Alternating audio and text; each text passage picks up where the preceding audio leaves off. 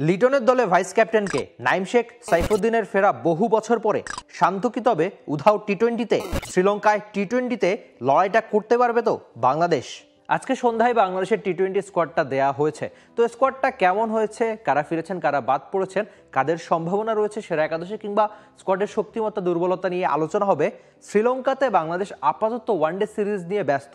ঠিক এই সময় টি-20 দলটা কেমন হয়েছে সেটা আগে একটু দেখে নেই। বাংলাদেশের টি-20 স্কোয়াডে রয়েছেন লিটন কুমার দাস ক্যাপ্টেন, তানজিদ হাসান, পারভেজ হোসেন, মোহাম্মদ নাইম শেখ, তাওহিদ হৃদয়, জাকির আলী, শামীম হোসেন, মেজাসার মিরাজ, রিশাদ, শেখ মেহেদি, নাসুম, তাসকিন আহমেদ, মুস্তাফিজুর রহমান, শরীফুল ইসলাম, তানজিম হাসান আর মোহাম্মদ সাইফুদ্দিন। সবশেষ সংযুক্ত আরব আমিরাত আর পাকিস্তানে টি-20 সিরিজ খেলায় ব্যস্ত ছিল। সেই সিরিজের দল থেকে কারা বাদ পড়েছেন, কারা ফিরেছেন এই স্কোয়াডে সেটাও আপনাদের একটু জানিয়ে নেই।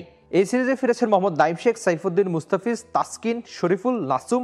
স্কোয়াড থেকে বাদ গ্লোবাল সুপার লিগে ব্যস্ত থাকা সৌম্য, আর বাদ শান্ত, তানভীর, পেসার হাসান মাহমুদ। একদম শুরুটা করা যাক বাংলাদেশের সাবেক টি-20 ক্যাপ্টেন নাজমুল শান্তকে দিয়ে। একটা সময় তিনি বাংলাদেশের 3 ফরম্যাটের ক্যাপ্টেনই ছিলেন এই শান্ত। তবে আপাতত আন্তর্জাতিক টি-20তে বাংলাদেশের জার্সিতে শান্তর ভবিষ্যৎ কি সেটা নিয়ে আপনি আলোচনা করতেই পারেন চাইলে। এর আগের যে সিরিজগুলো আমরা দেখেছি সেখানে শান্তর সেরা একাদশে জায়গা থাকা নিয়ে প্রশ্ন উঠেছে, কিংবা আপনি সবশেষ বাংলাদেশ প্রিমিয়ার লিগ বিপিএল এর কথা বলতে পারেন, যেখানে সেরা একাদশে শান্তর জায়গা হয়নি, অথবা সেরা একাদশে জায়গা পাওয়ার জন্য বরিশালের হয়ে উইকেট কিপিংটাও করতে হয়েছে। সবশেষ 19টা ইনিংসে বাংলাদেশের হয়ে টি-20তে কিন্তু শান্তর একটাও 50 নেই। যেহেতু টপ অর্ডারে ব্যাটিংটা করেন, একটা সময় ক্যাপ্টেন ছিলেন, তার উপর অনেক বেশি চাপ ছিল, কিন্তু আপাতত তার ঠিকানা আন্তর্জাতিক টি-20 বাংলাদেশের স্কোয়াডের বাইরে। আপনি কি ভাবতে পারেন যে এটা কি রেস্ট, নাকি শান্ত আপাতত টি-20 প্ল্যানেই নেই বাংলাদেশের? 19টা ইনিংস ধরে একটা 50 না থাকা, অথবা বিপিএল এর সেরা একাদশে জায়গা হারানো। শান্ত অবশ্য ফিরতেই চাইবেন বাংলাদেশের টি-20 এই সেট আপে। একটু সময় হয়তো তিনি অপেক্ষা করতে চাইবেন, যেহেতু আপাতত একটা সিরিজ নেই। শান্তকে আপনি কি দেখে আবার টি-20 দলে নেবেন? সেটা আরেকটা বিপিএল অথবা আরেকটা টি-20 ফরম্যাটের কোনো টুর্নামেন্ট। তো সেই টুর্নামেন্ট খেলতে কিন্তু শান্তকে লম্বা সময় অপেক্ষা করতেই হবে। তো শান্ত আবার কবে বাংলাদেশের টি-20 দলে ফিরবেন সেটা একটা বড় প্রশ্নই বটে। শান্তর বাদ পড়ার দিনে অবশ্য নাইম শেখ আবার ফিরেছেন, স্বস্তির একটা দিন তার, কেননা লম্বা একটা সময় পর বাংলাদেশের টি-20 দলে ফেরা নাইম শেখের। এর আগে ওয়ানডে সিরিজের দলে ফিরেছেন, এবার তিনি ফিরেছেন টি-20 দলে। আমরা প্রায় একটা কথা বলি, জাতীয় দলের দরজায় টোকা দেওয়া। নাইম শেখ অবশ্য এত ভালো পারফরমেন্স করেছেন, তখন সেটা জাতীয় দলের দরজায় টোকা দেওয়া থাকে না, জোরে সোরে দরজায় ধাক্কা দেওয়া হয়ে যায়। টানা দুটো টি-20 ফরম্যাটের টুর্নামেন্টে তিনি বাংলাদেশিদের মধ্যে সেরা ছিলেন। আপনি বলতে পারেন যে বিপিএল এর কথা, একটা ঝকঝকে সেঞ্চুরি ছিল তার ব্যাটে, টুর্নামেন্টের সবচেয়ে বেশি রান। বিপিএল এ তার স্ট্রাইক রেট ছিল 145। আপনি একটা ক্রিকেটারকে কিভাবে আবার দলে নেবেন? নিশ্চয়ই ঘরোয়া ক্রিকেটের টুর্নামেন্ট দেখেই তো।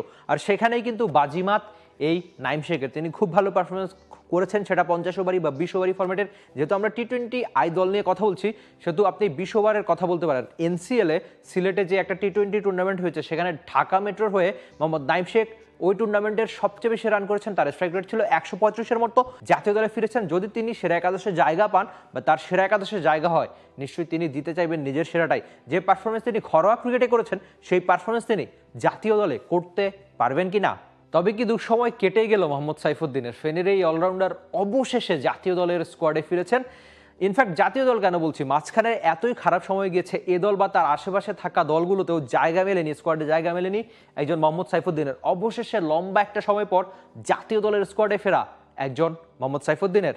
শেষবার জাতীয় দলে সাইফুদ্দিন ছিলেন ওয়ানডেতে 2021 সালের জুলাইয়ে, প্রতিপক্ষ ছিল জিম্বাবুয়ে। যদিও টি-20তে 2024-এর মেতে একই দলের বিপক্ষে তিনি বাংলাদেশের সেরা একাদশে ছিলেন। বাংলাদেশে পেস বোলিং অলরাউন্ডার নাই, বাংলাদেশে হার্দিক পান্ডিয়ার মতো ক্রিকেটার বা বেন স্টোকসের মতো ক্রিকেটার নাই। তবে এক মোহাম্মদ সাইফুদ্দিন হতে পারতেন অনেক সমস্যার সমাধান বা অনেকগুলো প্রশ্নের উত্তর, কিন্তু সাইফুদ্দিনের পারফরমেন্স সেটাই সবচেয়ে বড় হতাশার ছিল। ঠিকই আরেকবার ফেরা তার। আপনি যদি সবশেষ বিপিএল এর কথা চিন্তা করেন, যেখানে তিনি রংপুর রাইডার্সের হয়ে খেলেছিলেন, খুব সম্ভবত 11টা ম্যাচে 11টা উইকেট, আর ব্যাট হাতে কার্যকরী অবদান না রাখতে পারলেও রান পেয়েছেন সামান্য, সেটা বলতে হবে। তবে আরেকবার জাতীয় দলে ফেরা, এবার কি সাইফুদ্দিনের ফেরাটা রাঙানো হবে কিনা, কিংবা সেরা একাদশে সাইফুদ্দিনের শ্রীলঙ্কাতে জায়গা হবে কিনা? আরেকটা প্রসঙ্গ আসতে পারে স্কোয়াডের এই আলোচনায়, সেখানে হতে পারে যে লিটন দাসের ডেপুটিকে মানে ভাইস ক্যাপ্টেনকে হবেন। আমরা সবশেষ কটা সিরিজে দেখেছি যেখানে শেখ মেহেদিকে লম্বা সময়ের প্ল্যানে হয়তো ভাইস ক্যাপ্টেন্সি দেওয়া হয়েছিল, যে ঠিক আছে বাংলাদেশের তো এই কালচারটা নেই যে একজন ভাইস ক্যাপ্টেন থাকবেন যিনি আসল ক্যাপ্টেনের না থাকার দিনে হয়তো ক্যাপ্টেন্সি করবেন। কিন্তু এই সিরিজে বাংলাদেশ ক্রিকেট বোর্ড থেকে যখন স্কোয়াডটা দেওয়া হয়েছে, সেখানে কিন্তু একজন ভাইস ক্যাপ্টেনের নাম দেওয়া হয়নি। তার মানে কি শেখ মেহেদীকে আপাতত ভাইস ক্যাপ্টেন হিসেবে ভাবছে না বিসিবি? সেসব নিয়েও আলোচনা হতে পারে। স্কোয়াডে বাংলাদেশের জেনুইন পেসারের সংখ্যা 4। আপনি যদি মোহাম্মদ সাইফুদ্দিনের কথা ধরেন তাহলে সংখ্যাটা 5। আপাতত আপনি যদি তাসকিন আহমেদ তাজিম আর মুস্তাফিজুর রহমানের ফেরাটা অনুমেয় ছিল, অথবা শরীফুল ইসলামের কথা বলতে পারেন, যারা কিনা ইনজুরিতে ছিলেন, তারা এই শ্রীলঙ্কা সিরিজ দিয়েই বাংলাদেশ দলের টি-20 আইতে আরেকবার কামব্যাক করছেন। বাংলাদেশ কিন্তু টি-20 আইতে ঢুকছে, সেটা আপনি হয়তো মানতেই চাইবেন। বিশেষ করে বাংলাদেশের দ্বিপাক্ষিক সিরিজগুলোর রেজাল্ট সে কথাই বলে। উইন্ডিজে 3-0 উইন্ডিজের মাটিতে গিয়ে হারানো তাদের, এটাই ছিল কেবলমাত্র বাংলাদেশের স্বস্তির অন্তত সবশেষ 5টা সিরিজের মধ্যে। ক্রিকেট পরাশক্তি না এমন দল ইউএসের সঙ্গে বাংলাদেশ 2-1 ব্যবধানে সিরিজ হেরেছিল, তারপর ভারতে গিয়ে ভারতের সঙ্গে 3-0 ব্যবধানে হেরেছিল, এরপর উইন্ডিজে বাংলাদেশ জিতেছিল সিরিজটা, তারপর ইউএই আর পাকিস্তানের সঙ্গেও বাংলাদেশ সিরিজ হেরেছিল। টপ অর্ডার ঠিকঠাক, পেসাররাও চলে নাকি, তবে স্পিনে একটুখানি কি দুর্বলতা রয়েছে, যেহেতু শেখ মেহেদী সবশেষ কটা সিরিজে খুব ভালো পারফরমেন্স করতে পারেনি, বিশেষ করে পাকিস্তানে বা সংযুক্ত আরব আমিরাতের সঙ্গে আপনি বলতে পারেন বাংলাদেশকে স্পিনে একটুখানি পিছিয়ে কিনা। আর শ্রীলঙ্কার সঙ্গে শ্রীলঙ্কার মাটিতে জিততে হলে কিন্তু আপনার স্পিনটা ঠিকঠাক করতে হবে নাকি। আপনি আশা করতেই পারেন যে টি-20 আইতে ভালো ক্রিকেটটা বাংলাদেশ দল খেলবে। আপাতত স্বস্তি হতে পারে সাইফুদ্দিনের ফেরা, মোহাম্মদ নাইম শেখের ফেরা, অথবা শান্তর জন্য অস্বস্তি, তিনি লম্বা সময় ধরে বাংলাদেশের টি-20 আই সেট আপে নেই, অথবা তিনি কি আবার ফিরতে পারবেন কিনা সেসব নিয়েও প্রশ্ন থাকতে পারে আপনার।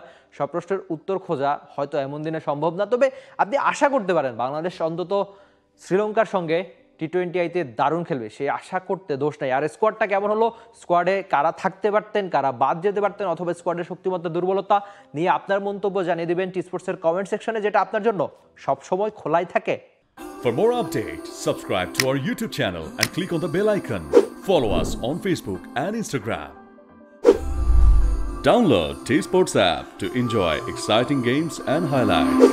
Visit tsports.com.